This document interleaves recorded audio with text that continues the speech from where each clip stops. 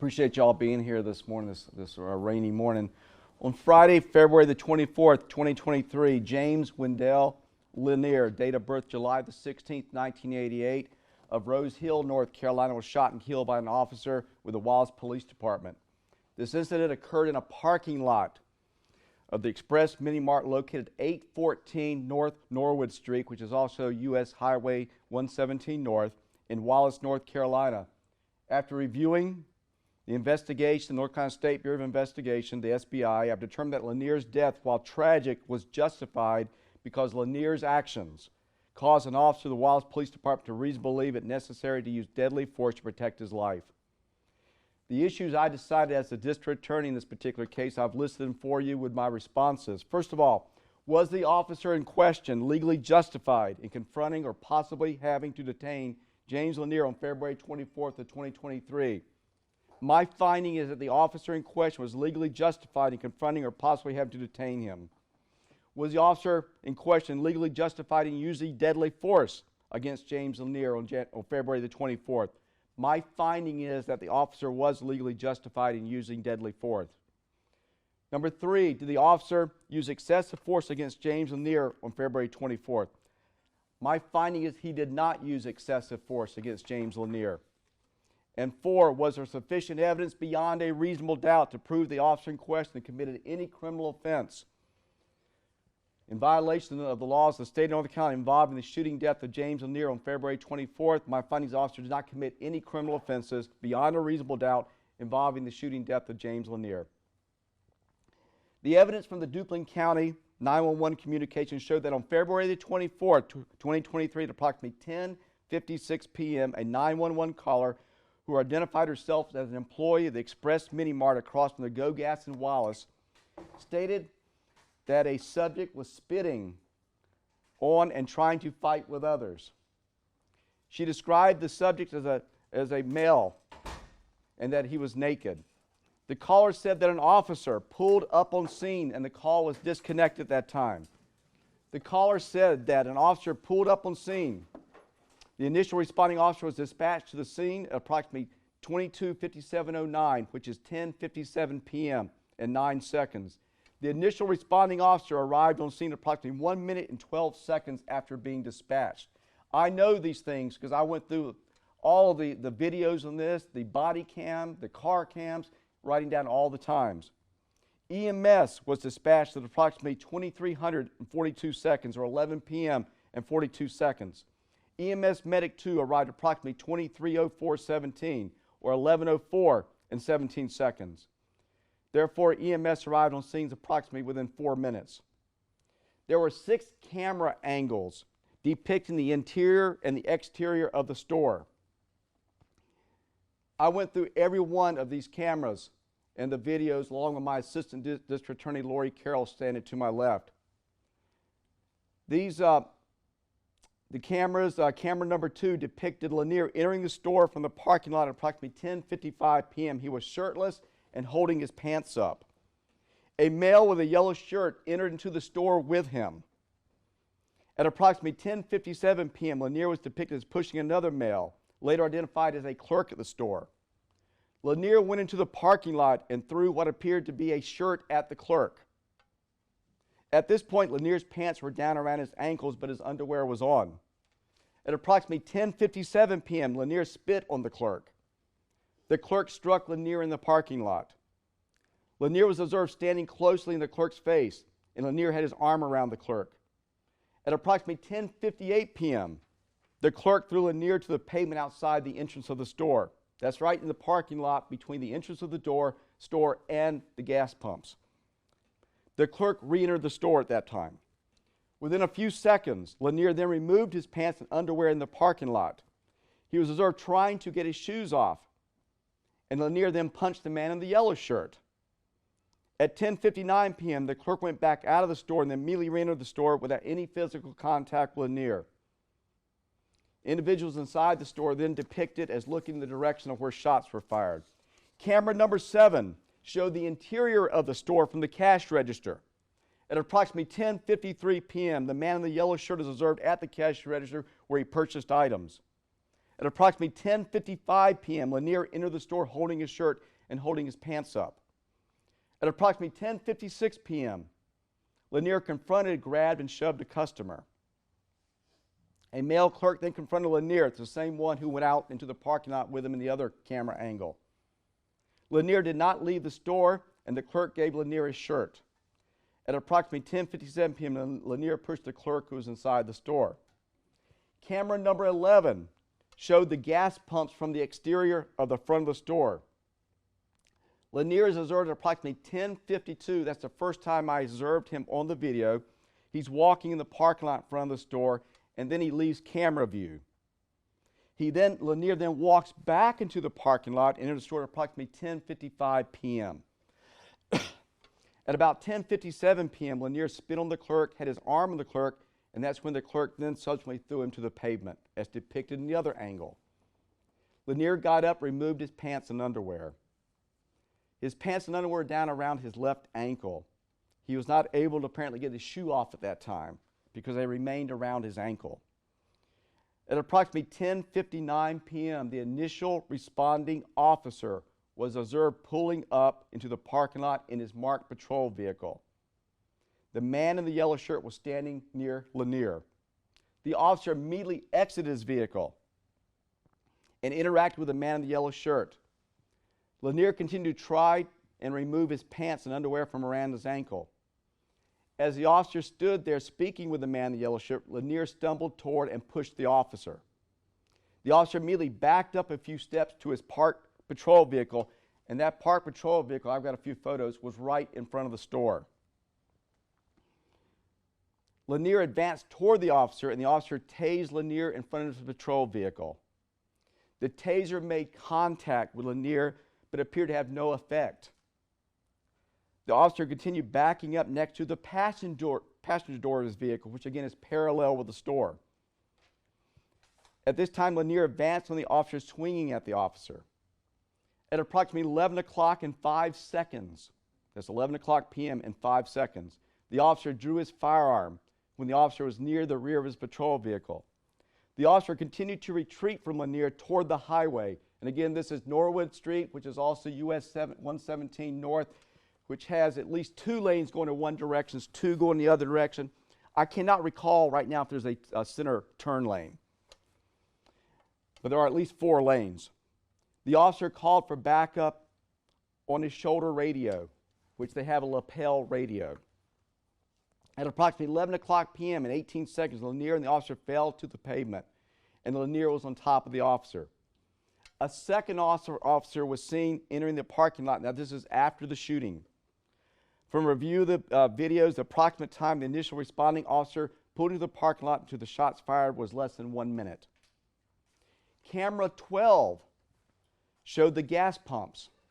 At approximately 10:59 p.m. and 17 seconds, the initial responding officer pulled up in his marked patrol car and parked parallel with the store. At approximately 10:59 and 54 seconds, Lanier pushed the officer.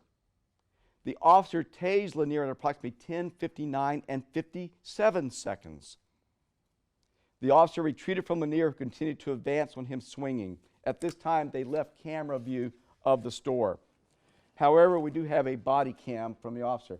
Before I get to that, this is the front of the store for y'all that are not familiar with it. This is, of course, Highway 117 North, heads that direction. It's also called Norwood Street. This is the front of the store. There are pumps in front of the store. This is the Express Mini Mart, of course. This is where the officer's patrol vehicle was parked. This photograph was taken by the State Bureau of Investigation during their investigation. The patrol vehicle is still parked in front of the store. This is an angle looking from away from the store where the shooting occurred, which is further away, down here by the sign that has the amount, the price of gas. So there, it starts over here. The officer is on this side. He moves from the passenger side of his vehicle back to this distance, and I'm going to talk about that in a little bit.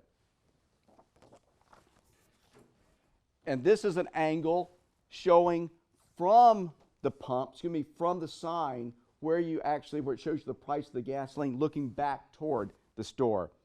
This is where the shooting would have occurred, right in this area here, right next to where the ambulance is. Of course, that shows up later, but it's in the picture now. This is back here to the store. The store is actually blocked by the ambulance. There are stores on the other side. It's a Go Gas and some other stores across the street there. And I'll leave these up here. Anyone can come and look at these. Excuse me. I've got some bronchitis, so I've got a little cough going on. The evidence from the initial responding officer's body cam showed that on February 24th, 2023, an officer with the Wallace Police Department was dispatched to the Express Mini Mart in reference to a fight in progress. The officer did not activate his blue lights and siren while en route to the call. At that time, he was operating a Wallace Police Department Dodge Durango. That's the vehicle depicted in the photograph. It's like an SUV. The officer was wearing his Wallace Police Department issued patrol uniform, which consists of a navy blue shirt and pants, black boots, his duty belt, and an outer vest carrier with a Wallace Police Department badge displayed. He was clearly an officer with the police department. The officer arrived on scene, got out of his patrol vehicle, approached two black males, one of which was later identified as Lanier. The two were standing in the parking lot of the convenience store between the business interest and the fuel pumps. Lanier was naked and was trying to remove his pants from near the ankle, from his left ankle. The individual Lanier was wearing a yellow shirt. This individual said he was related to Lanier. The officer asked for Lanier's name, but neither Lanier nor the individual in the yellow shirt provided Lanier's name. But he said he was related to him. I do not know that to be true or not. Lanier lost his balance, and he struck the officer with his hand. The body camera showed that Lanier struck the officer approximately 29 seconds after the officer exited his vehicle. The individual in the yellow shirt tried to intervene, but Lanier was aggressive toward him as well and did not appear to be listening to him. Lanier refused to listen to the officer, and Lanier drew back his arm. The officer told Lanier to get on the ground, but he refused. The officer deployed his taser on Lanier, and two probes struck Lanier in the chest. Per the body camera video, the officer deployed his taser approximately 3 seconds after Lanier struck the officer. And again, I've watched this so many times to get these times down. From the video, one prong of the taser struck Lanier's right shoulder, and one prong struck Lanier's right upper chest. With these tasers, there's actually cords that go from the taser into the body. That's how you have the connection. And it sends an electrical volt into you. Lanier then broke the contact with a taser probe by swinging his left arm and continued to advance on the officer. Excuse me. The officer was heard calling for backup on his radio lapel microphone. Per the body camera video, the officer pulled his firearm approximately 7 seconds after the officer tased Lanier, and the officer pointed his firearm at Lanier. Lanier continued to advance on the officer. The officer repeatedly yelled at Lanier to back up, back up, back up. The officer continued to retreat at an angle from his vehicle. He was to the right, on the passenger side of his vehicle. He moved back and then angled toward the street, which is where the sign is that gives you the price of the gasoline. Lanier continued to advance on the officer and attempted to grab and strike the officer with his hands. The officer continued to yell, back up. Officer continued to walk at an angle. Lanier is heard repeatedly yelling, what are you doing? What are you doing? What are you doing? He repeated that a lot. The officer yelled at Lanier to back up several times. He did not do so. The officer yelled, don't do it, and back up. At approximately 53 seconds after the officer initially exited his vehicle, the officer fired his firearm at Lanier, and then Lanier continued to advance on the officer. As Lanier continued to advance on the officer, the next two shots was approximately 1 second after the first shot. That's the second shot, and the third shot was approximately 2 seconds after the second shot. The first shot was fired approximately 53 seconds after the officer exited his patrol vehicle. So as I indicated at the very beginning, this incident took less than 1 minute. The officer fired 3 times, and I listened to this repeatedly. There are 3 distinct gunshots on this video. In addition to that, the physical evidence at the scene, we found 3 shell casings. From the body camera, video, and audio, the officer shot Lanier approximately 21 seconds after initially tasing Lanier. On March the 7th, 2023, the officer in question was interviewed by Special Agent Madison Bazingo of the North Carolina State Bureau of Investigation. She's standing here to my right. There were numerous SBI agents assigned to this particular investigation. I have spoke to several of these agents and read all the reports. This interview with the officer occurred at the Wallace Town Hall in Wallace, North Carolina. The officer was represented by counsel. The officer was advised of his Miranda rights. He waived those rights and provided a statement. He stated that shortly after 11 p.m. on February 24th, he was dispatched to the Express Mini Mart in reference to a fight in progress. At the time of the call, he stated he thought he was approximately 2 miles from the Express Mini Mart. FBI confirmed through GPS that it was actually approximately 0.6 miles. Upon arrival, he could see several subjects at the convenience store, including 2 males standing near the entrance of the Express Mini Mart facing each other. One of the males had the yellow shirt. The second male was Mr. Lanier. Lanier was observed by the officers being shirtless and removing his pants. He was undressing and mumbling to himself. And in the video, the officer actually has contact with the man in the yellow shirt initially. He's not even really even having contact with Lanier at the time. The officer was on scene alone and no other officers were present at that time. The officer asked the individual in the yellow shirt what Lanier's name was. The individual in the yellow shirt tried to calm Lanier. Excuse me. The officer stated that Lanier had his pants down around his ankles and was trying to take his pants off completely. He advanced on the officer and he struck the officer. The officer advised dispatch that he needed assistance. The officer then drew his taser with his left hand and placed it in his right. He told Lanier to stop. Lanier continued to advance toward the officer and the officer deployed his taser. The taser made contact with Lanier's upper chest, right chest, but Lanier had no reaction and continued advancing on the officer. The officer then retreated, trying to put space between him and Lanier as he walked backwards. He walked backwards, looking back to determine if there were any obstructions behind him. He did not hear any additional units or any sirens. Lanier did not respond to the officer's commands. Lanier continued to advance on the officer and place his hands on the officer. The officer moved his taser from his left hand and placed it in his right hand. He told Lanier to stop. Lanier did not stop. He then continued to walk away to create more space. He failed to follow his commands after multiple times of telling him to do so. He then removed his service weapon with his right hand. He pointed the service weapon at Lanier. The officer could not locate his lapel microphone at that moment, and he did not hear any backup units. He said that he told the SBI he was fearful for his life. He was afraid that Lanier was going to disarm him. The officer cannot recall if he discharged his service weapon was falling back or if he discharged his firearm and then fell back. We do know the officer fell back because Lanier fell on top of him. There's actually a pothole out there in that parking lot, and I've been to the scene, and I've seen that pothole. I'm not exactly sure if that's where he fell, but it's right there next to that sign. The officer recalled firing his service weapon 2 times. However, the body camera says it's 3 times, and I've watched it and watched it and watched it. He pushed Lanier off of him and grabbed Lanier's arm. At that time, a second Wallace Police Department officer appeared on scene and continued to help him restrain Lanier. Lanier continued to resist. They called for medical backup. The officers then attempted CPR on the individual, life-saving measures on Lanier. He stopped breathing. Duplin EMS arrived on scene to transport Lanier. Began to rain out there. They placed him inside the ambulance. The officer who was involved in the shooting got in the ambulance, was also continuing to do CPR on Lanier. As a matter of fact, in the video, the officer keeps telling him to keep breathing, keep breathing, keep breathing.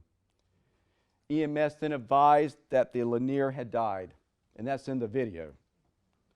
The officer stated EMS checked him for any injuries, checked the officer for any injuries. He had a scrape on his thumb, a scratch to his left arm, and scrapes to his knees and elbows.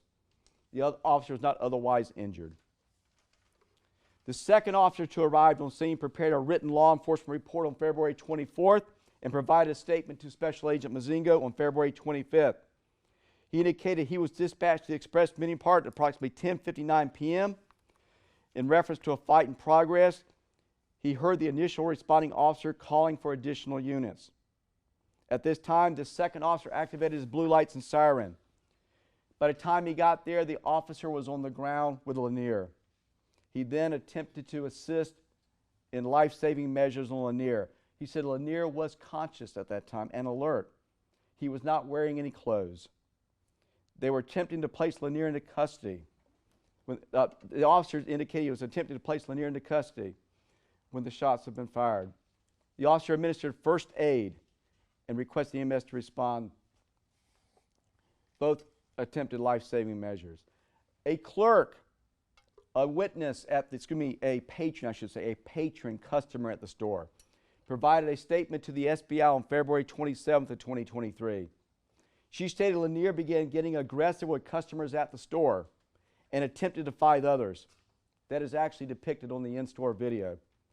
Lanier began removing his clothing until he was naked. When the officer arrived on scene, Lanier charged the officer, and the officer attempted to stop Lanier with his stun gun. That's a taser. This did not stop Lanier.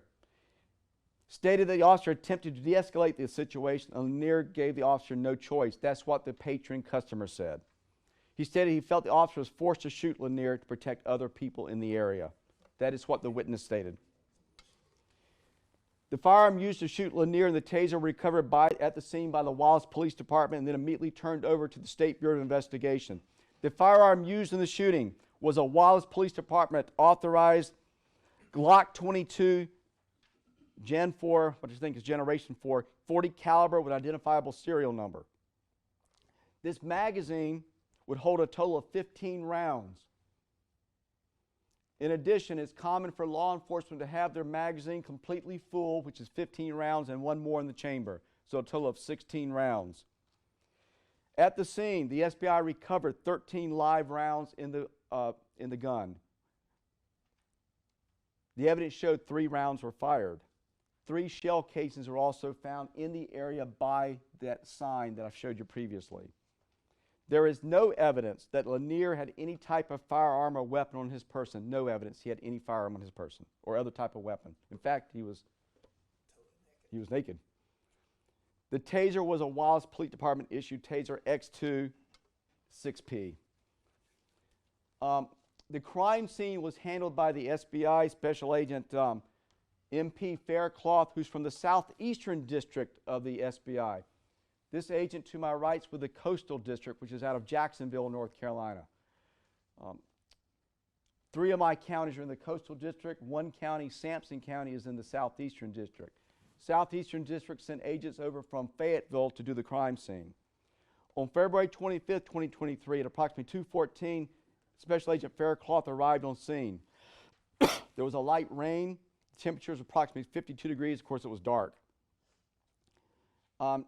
She began taking photographs. She noticed the patrol car out front, began taking photographs, and then subsequently began marking where the pieces of evidence were located. She also did a 3D scan of the area, which I've watched. It's basically a 360-degree visual of the scene after the shooting. She recovered 3 .40 caliber Smith & Wesson Spear shell casings near where Lanier was shot and fell. I requested that the SBI then do measurements of the scene. They did so. I received those measurements confirming what the 3D scan on May 16th, just a few days ago. Watching the video and determining where the officer backed up and angled down, it is approximately 96.5 feet. That will be from the point when Lanier had first engaged in physical contact with the initial Wallace police officer to where Lanier was on the pavement after being shot. So that's about 96.5 feet. On March 22nd, 2023, Dr. Elena McNeil was interviewed by Special Agent Mazingo of the State Bureau of Investigation. Dr. McNeil, I've dealt with many, many cases. She's a pathologist at Don's Memorial Hospital. She performed an autopsy on Mr. Lanier on February 27th. She found the cause of death was a single gunshot wound to the upper left chest. He was shot one time. She also noted other injuries, abrasions around his left eyebrow and left knee, skin lacerations of the right shoulder, right clavicle, and above the groin area. Of course, as we know from the witness statements, we know one clerk actually threw him to the pavement, which is depicted on the video. Then he also fell on the pavement at the time of the shooting. On Friday, February 24th, 2023 at 11:33 p.m., I received a call from Chief Creighton of the Wallace Police Department that an officer-involved shooting had occurred in Wallace. I was informed that Wallace PD was on scene and the SBI had been contacted. That is protocol in my district, that the SBI will be contacted with officer-involved shootings. At 11:35, 2 minutes later, I was in contact with the SBI about the shooting. On the morning of February 25th, which is now Saturday morning, early that morning, I was on the phone with Assistant Special Agent in Charge Michael Groom of the SBI, and then by text with Special Agent Mozingo. That same day, I assigned Assistant District Attorney Lori Carroll of the Duplin office to assist me in this investigation. The reason I do that, I almost always have an assistant DA assist me because there's so many videos and reports to read. And I want other eyes on these things to make sure I haven't missed anything. On February 27th, Assistant DA Lori Carroll and I were at the scene of the shooting. We were out there on Monday, meeting with the SBI at the convenience store. So we were able to actually see the scene and how things were. Now, this was the daytime. We were there out there that morning. I was not out there at nighttime. The shooting death of James Wendell Lanier is found to be justified to protect the safety and life of law enforcement officers, from potential harm perceived by the law enforcement officer at the scene. The general rules of self-defense and defense of others in the state of North Carolina allow for the use of deadly force when the individual actually or honestly believed in the need to defend himself or others from death or great bodily injury. And the individual's belief is reasonable in considering the circumstances that appeared to him at the time. That is the law in the state of North Carolina. Law enforcement officers are required to instantaneously evaluate and employ force against possible criminal suspects to thwart apparent dangers to citizens and themselves. The evidence shows Lanier had assaulted others at the scene and had committed an assault on a law enforcement officer, which are criminal offenses in the state of North Carolina. Those are crimes. Officers must perceive, evaluate, decide, and then act, often in a matter of seconds. The officer in this case perceived a threat and fired his weapon to neutralize the threat. The perceived danger to the officer must be only apparent, not actual, to justify use of deadly force. Apparent danger is such that it would cause a reasonable person to believe that he or others were in danger of death or great bodily harm. Although there is evidence of actual danger to the officer, under the law there is also apparent danger. From the evidence, it appears reasonably appeared to the officer there was sufficient basis for self-defense and defense of others. Officers are entitled to self-defense in the state of North Carolina. It is not simply just for private citizens, it's for all persons, including law enforcement officers. An officer acting in self-defense is presumed to have acted in good faith. Federal courts have held the Constitution simply does not require police to gamble with their lives in the face of serious threat of harm. The law authorizes an officer to take preemptive action and use deadly force to prevent death or serious injury to himself or herself, provided the threat assessment is reasonably made. As the United States Supreme Court has stated, the calculus of reasonableness must allow for the fact that law enforcement officers are often forced to make split-second judgments in circumstances that are tense, uncertain, and rapidly evolving. There is evidence that 3 shots were fired in rapid succession at the scene by one law enforcement officer. Lanier was struck one time. There is no evidence that the number of shots fired by the officer was excessive. Even if there were an excessive number of shots where there were not, the question is whether the perceived threat has been neutralized for the safety of the law enforcement officer firing his weapon. The evidence showed that this was a rapidly escalating situation in which the shooting occurred within approximately 53 seconds of the officer exiting his patrol vehicle at the scene. It was happening fast. The shooting occurred approximately 21 seconds after Lanier was tased, as Lanier aggressively advanced toward the officer. The officer had to make split-second decisions. He made those decisions with no backup there with him in an increasingly hostile situation as perceived by the officer. Based upon my review of the facts of this case and my review of the law of the state of North Carolina, I've determined that the shooting of Lanier on February 24th was legally justified to protect the life, safety, and life of the officer at the scene. I find from the evidence that the officer was legally justified in confronting and possibly having to detain Lanier on February 24th. I have determined that the officer who fired the fatal shot perceived an apparent threat, evaluated the situation in seconds, decided, and acted.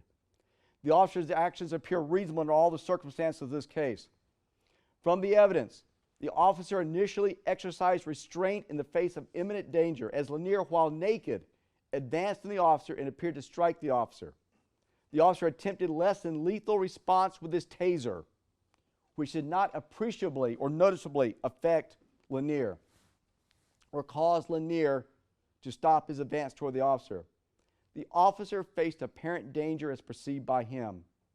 I find that the officer was legally justified in using deadly force against Lanier. As tragic as this incident is with the loss of life, and every case involving loss of life is tragic because no matter who is killed, there are people left behind who love them. And I deal with cases like this all the time, homicides and officer-involved shootings. There's insufficient evidence beyond a reasonable doubt to show the officer who fired the fatal shot acted in any manner that was inconsistent with his perception of an apparent threat. I find that the number of shots fired by the officer was not excessive, in that the officer continued to perceive a threat from Lanier. I find the officer did not use excessive force. In fact, my review of the incident indicates there is no evidence the officer who fired the fatal shot acted in any manner that is inconsistent with the threat he perceived, and certainly no evidence that the officer acted in any way contrary to or in violation of North Carolina law. I appreciate the investigation by Special Agent in Charge Chris Brinzel, the SBI, ASAC Michael Groom, Special Agent Mazinga, Special Agent Faircloth of the Southeastern District, Assistant District Attorney Lori Carroll, and other agents with the North Carolina State Bureau of Investigation. I appreciate the reports and cooperation of the Wallace Police Department. I have determined that the shooting death of James Wendell Lanier was justified and no criminal charges against the officer involved in this matter are warranted under the law and under the circumstances revealed by the independent SBI investigation. Any questions? I ask some questions. That's fine, sir. I'm his father. Yes, sir. Okay, first of all, the officer trained to apprehend. Yes, sir. Well, he was trained. He was trained, sir. Sir, he had served with 2 different police departments in this. Oh, He had I attended know, BLET. but I also know that he failed his training 3 times. That I know. Okay. Then my other thing I want to know is Yes, sir. the video that I watch seems to be totally different from what you were seeing. Sir, I've watched this video repeatedly. It's the same video that you were allowed to Okay, watch. Well, can I get a copy of the video? No, sir. Why not? I am not releasing the video, and here's why. First of all, it divulges the officer's name, which I have not divulged. This officer is not being charged. I must safeguard the safety of this officer and other officers with the Wallace Police Department. Secondly, this video depicts an individual who is in fact naked. It is not in his best light. I'm going to save the family the stress, the embarrassment of seeing their son, their loved one, naked in that parking lot. Well, see, the thing about it is on the body cam, only thing that I have seen when I watched it was from the waist up. Sir, he was naked from the waist down. I know he was naked, but on the body cam, you can't, I don't think Sir, you can see. I've seen it. Okay, well, that's what I'm saying. You must have seen one totally different from what I seen. Sir, we've seen the same video. Well, okay, then. There's only one video. Okay, well, then let me ask this. And your lawyer was there also watching that video. Your lawyers have also seen it. Well, I mean, okay. But whenever he was shot, the time, when I. Yes, sir. Okay, you could see from his waist up. So now, if you can see from his waist up, now I don't know which shot it was, but one of the shots you can see from his waist up. Explain to me if you can see from his waist up on the body cam. He wasn't even in arm's reach. If you got a body cam here, and the person is far enough from the body cam that you can see from the waist up, that's out of arm's reach. Sir, So I don't understand. Sir, in the body cam, if you had stayed and watched the whole thing, sir, it does in fact show him getting very close to the officer. It does, sir. And actually the other angles do too. They do, sir. Well, Look, I've gone through No, this. but what I'm saying is, It does, sir. I don't know what shot it was, but see, when he shot the one that I'm talking about, because I left. Yes, sir. When he shot him that time, and from that one there, it went from him laying on the ground. Yes, sir. Okay, the body cam showing him from waist up. He gets shot. Then it shows him laying on the ground, that officer doing whatever, and then he's gonna tell the other one to go get. Okay. I see what you're saying, because the closer he got to him, you don't see his lower body because he's getting closer to him. But the initial shots, you do see him naked. No, still you have to be a certain distance Yes, sir. to get. I mean, you got the body cam in your chest. Yes, sir. You got to be a certain distance for it to take from your waist up. Yes, sir. Because if I get closer, it ain't gonna take but so much of you. That I haven't been explained. Well, all I can say is, sir, in the Okay. body cam, sir, the closer he gets, the less you see him because he's closer to you, which means he's right up on the officer. But the farther away you are, you see, sir, that's it. I'm not going to talk anymore about that because that's it. The closer you get, the closer he is to you. The farther away is when the officer first arrives. He's farther away. You see his entire body. As he approaches, he gets closer. The whole part of the video I seen. Yes, sir. After the shooting, it didn't show his whole body nowhere on that body cam. Yeah. Okay, sir. And then the other thing was the guy that when he first walked up there, and I don't know about the voice. I never heard him ask anything about who he was. When he first walked up there on the body cam, the guy told him he's got a mental problem. That's what the guy said. Yeah, he actually said he's related to him. Well, Yes, sir, excuse he me. did say that. He did say. I don't know if he's related to him or not. I do not know, sir. You may know the individual. I don't know if he's related or not. Any other questions? Yeah, I do have a question. Yes, So, ma'am. Just to confirm, there were a total of 3 shots, but he was actually shot one time. Yes, ma'am. Okay, and that shot is the one that took his life. Yes, ma'am. Okay, so, and just to touch on briefly what he said, so could you confirm or deny that the officer did fail training 3 times? I do not know that, ma'am. I just want to reiterate, was there a toxicology report that came? No, we won't get that back to quite some time, sir. And that is one of the issues. I wish I did have the toxicology report. They generally take 6 months or longer. North Carolina is very much behind with all the drug cases we have pending, all the overdoses we have pending, particularly opioids, and it's going to take a long time. I will release that when I get it, but it's going to be 6 months to 8 months, and I wish I had the full autopsy report right now, but I'm confident the cause of death. I do not know if he was taking type of drugs. I have my suspicions, but I don't know that. So I'm not going to announce it right now because I just don't have that before me. But I will announce it. I'll send it out publicly.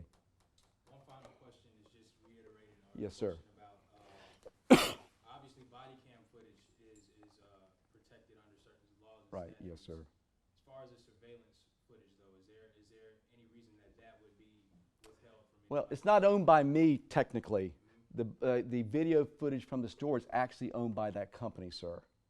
Now the store itself? Yeah, the or store. the company that- Well, the company owns the store, which is Express Mini Mart. Okay. It's not. I don't own that. I just use that as evidence, but I do not own that. So if they are independently owned, that's something that Yes, they sir. have the discretion to? Yes, sir. Okay. Yes, sir. That's what I need to know. Was there a specific argument that the clerk and the Lanier had to like kind of start the altercation? Do you know what that was? Yes. When Mr. Lanier entered, he was shirtless at the time. He was pulling his pants up. He engaged in an incident with another customer, completely unrelated to this case. This person was standing in line, just standing there. Lanier began being aggressive toward him, pushing him. And it came very, we don't know who, this person was not even related to Lanier. That's when the clerk got involved in it and basically told him he had to leave the store. And then it continued out in the parking lot, and you clearly see from the store video that the clerk is talking to Mr. Lanier, and at some point Mr. Lanier spits on him, pushes him, and then the clerk actually throws Lanier to the pavement. Mr. Lanier then gets up, and right after that, he starts taking his pants off. Now the clerk goes back in the store at that point. He's done. But that's when he started taking his pants off. And did Mr. Lanier have any mental health issues that you know of?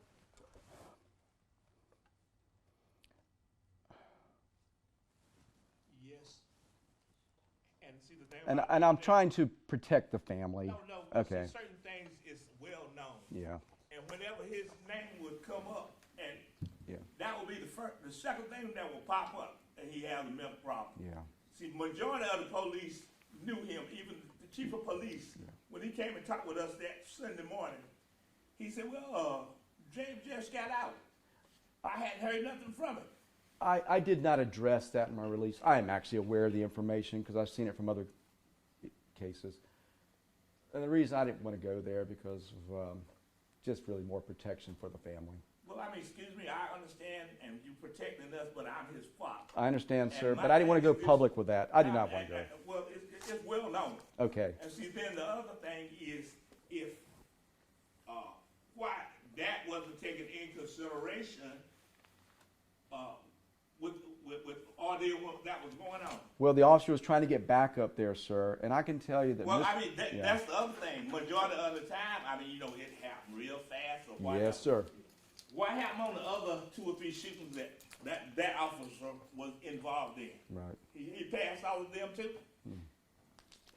See, on that deal, understanding of that is, okay, if you know a certain routine and you follow a certain procedure, you can do anything you want to as long as you do it a certain way. It matters because you did it, or I did it the right way.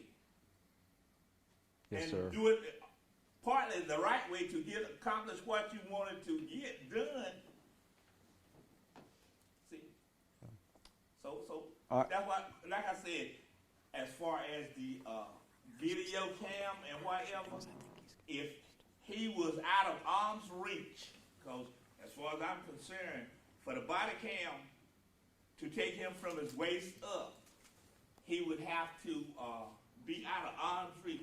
So what danger would that present? But I forgot though. It's in his mind. If he said he was in a danger for his life, it matters. Well, okay. You got to step into the shoes of the officer, and I've watched the video, sir. Well, I mean, he's coming right at him, sir. I mean, to the point he gets very close to him. No, see, the thing about that there is if he's supposed to be trained to apprehend somebody like that, but no clothes on, no kind of weapon at all. Well, so if you train to apprehend somebody, why you gonna shoot him for? yeah, and I mean, that's what I don't understand. If you train, then you should be able to apprehend him. I'm his daddy, and I'm old and crippled. But when he got out of a certain stand, I can fill up this whole courtroom with people telling he ain't had no violent, nothing about it. So. I have no doubt you probably could have restrained him that night because you're his daddy. Because you're his daddy. But this officer was not his father. Well, see, he's not his father. No, all the rest of the officers, excepting for that officer, they talked with him, get him, or put him in the car, or call the ambulance and send him off. Right. But see, like I said, he just came to the force, transferred from somebody else, from another force for a shooting. Or had been in one before. I don't know why he got transferred, but he had just had a shooting. I'm not aware of that, sir. Well, but he had been. That was the third shooting he had been in. I'm not aware of that, sir. I understand that. I'm not aware of that, sir. So that one don't involve the other.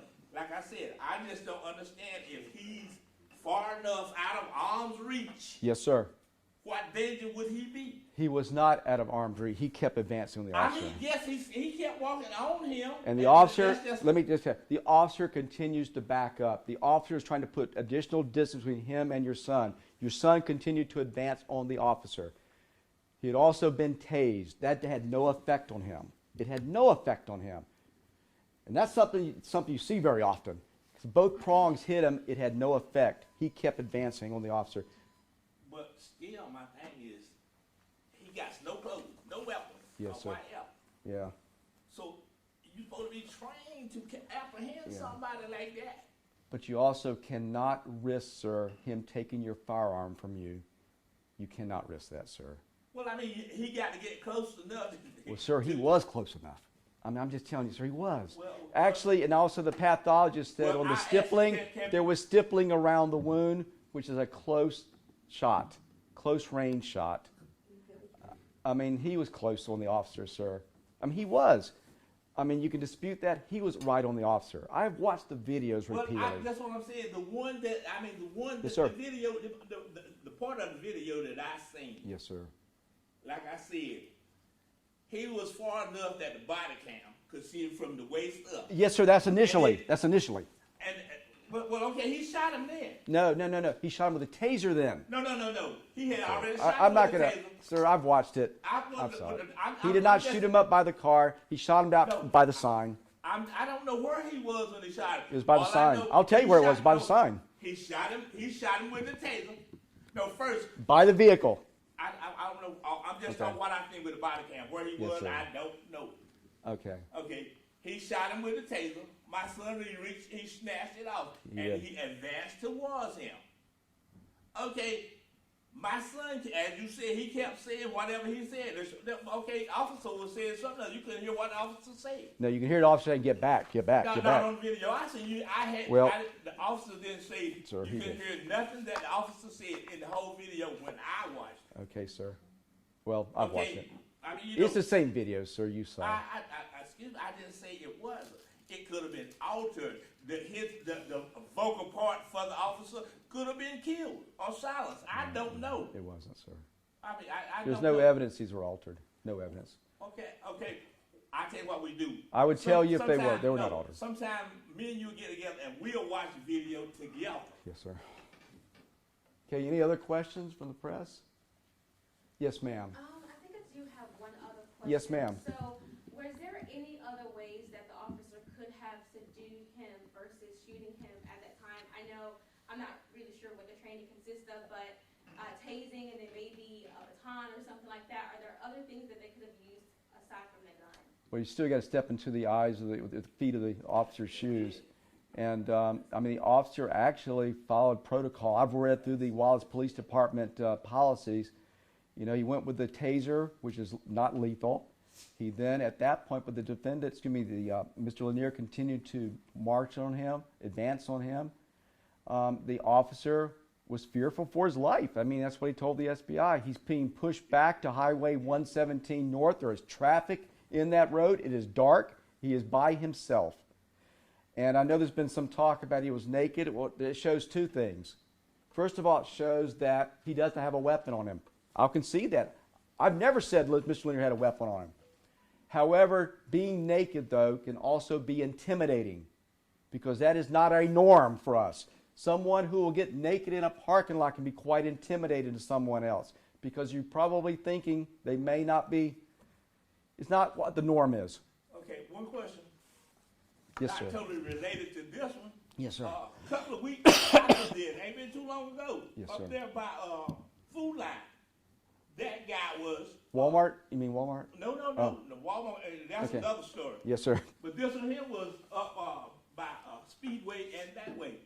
This guy was high. He was on drugs. He pulled his clothes off. The officers that came there, they watered him down. He got control of him. Well, it sometimes makes a difference to have more than one officer. We had one officer at the scene late night. Yes, ma'am. I have a question. Yes, ma'am. After they tased him and he pulled him out, where was the pepper spray? Pepper sprayed his face and he could not have done a thing. Well, ma'am, the Pepper officer. sprayed him. He couldn't have done nothing. Yes, ma'am. It would have knocked him out. I know because I worked in jail for 12 years, 12 and a half years, and I know I have seen several guys been pepper sprayed And what could they do? So why they didn't pepper spray him? Yes, ma'am. Well, the officer Yes, took ma'am. the steps. He took the steps that he thought was reasonably If he was necessary in walking his towards him shoes. And the officer was backing up. He had pepper spray and he had what you call a baton, whatever, to take out the hit and wood.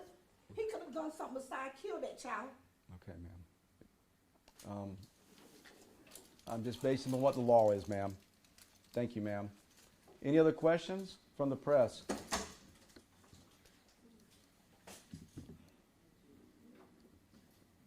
Any other questions from the press?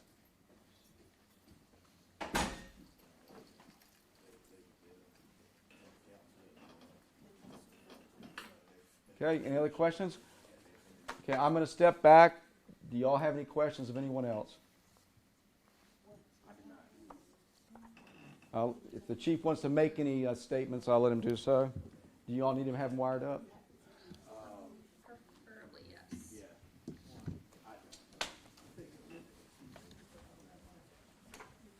This is yours, isn't it? Yeah. Thank you. Which one's mine?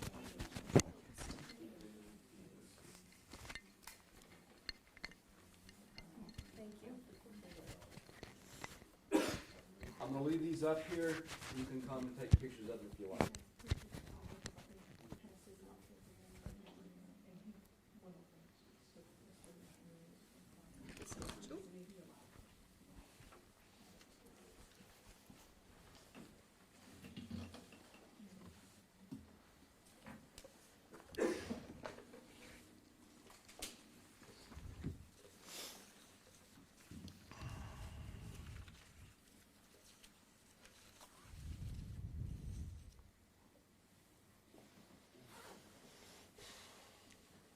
You guys ready?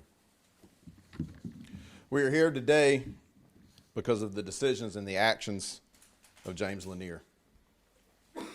Mr. Lanier made several decisions and acted in a way that left our officer with no other choice than to use deadly force. My heart is broken for the Lanier family. My heart is broken for our officer and his family. And my heart breaks for our community. The optics of this incident are not lost on me.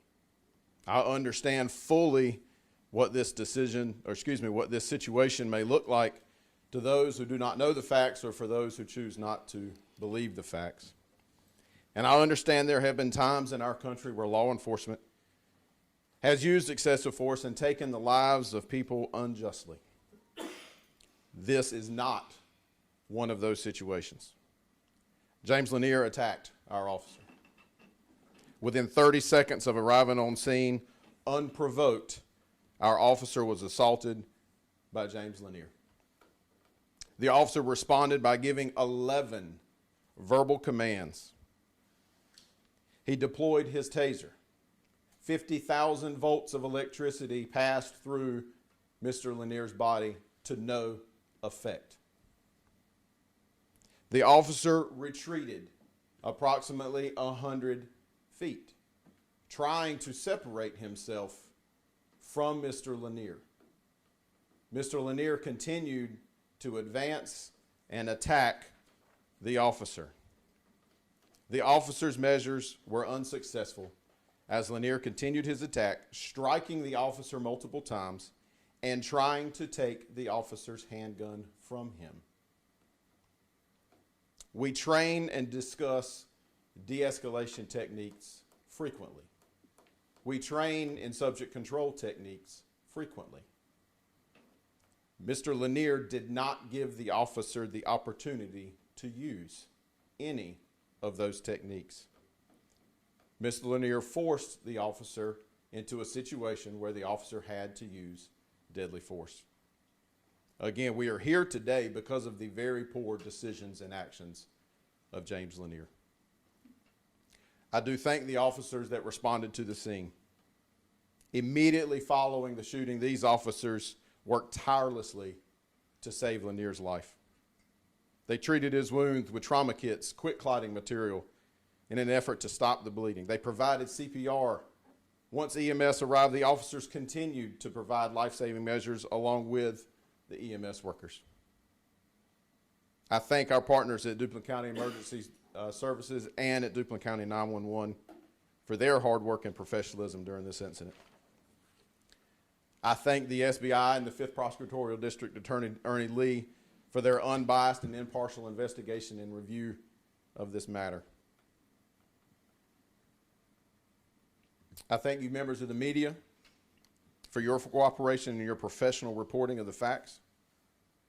And I thank the citizens of Wallace and Duplin County that we thank them for their patience and their understanding as we navigated this very difficult situation.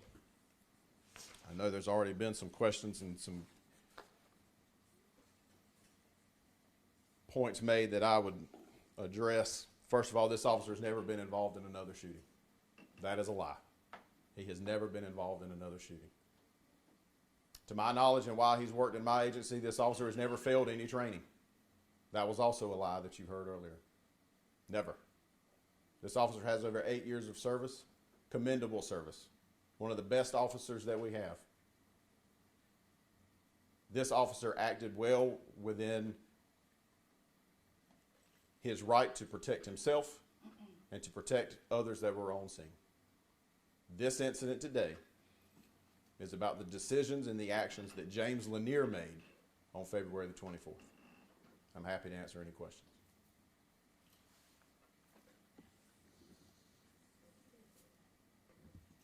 Thank you all for being here. Chief, I actually did have one question for you. If you want to go back on yours. My only question for you is just, is he back on duty now? Is he back? He is not back on duty. Okay, okay. Is there any indication as far as that timeline, or is it? No, and without trying to get, this is still an ongoing personnel matter and an ongoing internal investigation. I will tell you that I hope that he is able to come back to work. It is foolish for any of us to think that this has been easy on the officer.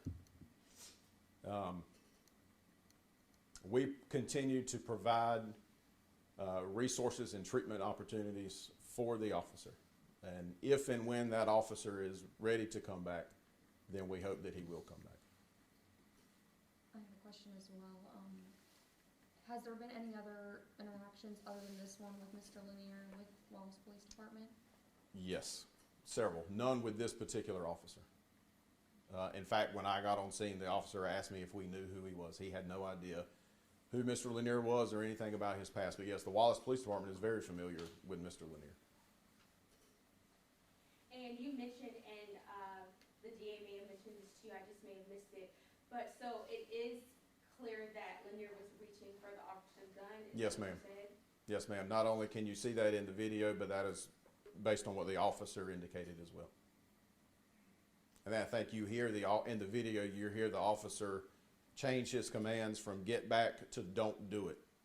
And the don't do it was in response to Lanier reaching for the officer's gun. And in past encounters, have y'all been able to relatively calmly de-escalate him? No. The first incident that I was involved with Mr. Lanier, I believe there was 6 officers on scene that day by the time it was over. And it took all 6 to get him under control, to get him in handcuffs, and to get him into a police car. He was tased that day, unaffected. And when you tase somebody 50,000 volts and that is unaffected, that's indicative of only one thing. And that is impairment by a controlled substance that gives you superhuman strength. Most commonly, those are PCP and what's commonly referred to on the street as BOAT, which is embalming fluid.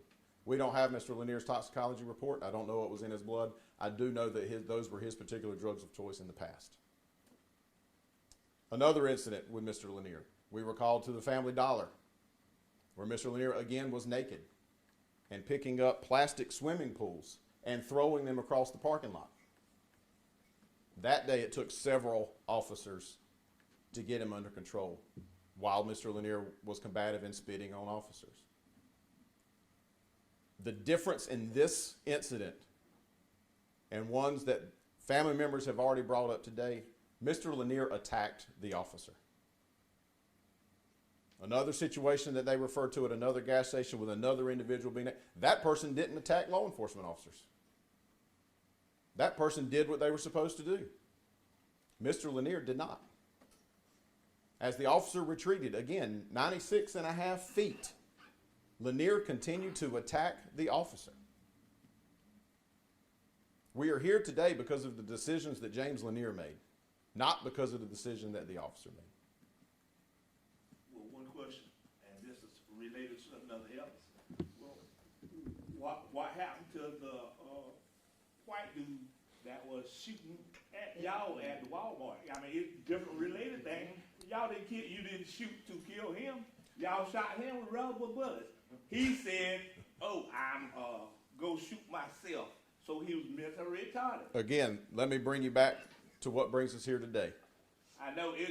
That- That's what my son was supposed to have. That individual did not attack law enforcement officers. Which one? When at Walmart? That's exactly right. When he turned his weapon on law enforcement, that is when law enforcement shot. With a rubber bullet, correct? With 5 rounds from an Were they AR-15 lethal? and a rubber bullet. Were they lethal shots? Yes, they So missed. he was to, They missed. so it wasn't shoot to kill, is that what I'm They understanding? missed. That's all I can tell you. Okay, so Okay, I have a question. We're coming back to the James Lanier incident. You really said, be quiet. So in reference to his other incidences with law enforcement in Wallace, how many times were weapons drawn or it was a threat to where they felt a weapon needed to be drawn? Because if it took 6 officers and he was throwing swimming pools, as you said, that is a type of attack or Sure was. assault. Sure was. Exactly. So at that time, how many weapons were drawn? I don't know how many weapons were drawn other outside the use of a So taser, is but I there can not any record but of I can that? tell you that there were multiple officers on scene that day, and in this situation there was one. Okay, so is it not part of protocol to wait for backup if possible? Mr. Lanier did not give this I'm officer asking a time, question. and I'm answering your question. Okay. Mr. Lanier, your brother, did not give this officer time for backup to get there. Your brother attacked this officer in less than 30 seconds of him arriving on scene. Okay, so if there was a call made and you felt as though it was a hostile situation, would it not, and I'm just asking, would it not be sufficient to allow more than one officer at the scene? Because during the call, it was supposed to be that he was irate and aggressive. So if the officer, I'm asking, you're is that part of? you're suggesting No, I'm that, asking, is that a part of protocol? okay, you're asking if to the wait officer should for- have waited to Yeah.